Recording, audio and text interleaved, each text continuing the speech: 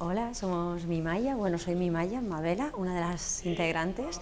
Fer y Maya y Jorge no están hoy aquí conmigo, pero bueno, os quería contar de qué va el taller que vamos a compartir aquí en el encuentro y un poco qué es Mimaya en general.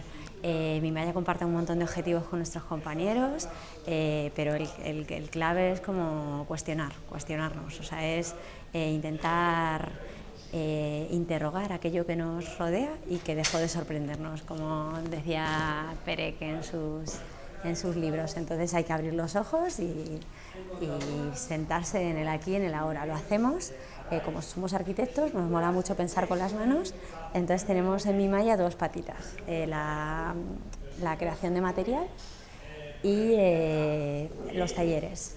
El material lo intentamos hacer cuidando que sean materiales nobles y tal en nuestro taller, o sea que estaba todo manufacturado, e intentamos que tenga mucho juego porque el taller está basado en el juego, como el que vamos a compartir hoy aquí, ¿vale?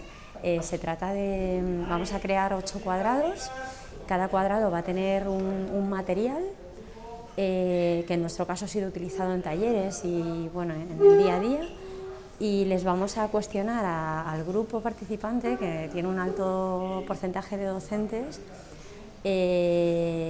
sobre su relación con el material. Por ejemplo, tras haberlo jugado, le visualizas diferente capacidad de juego que solo habiéndolo mirado.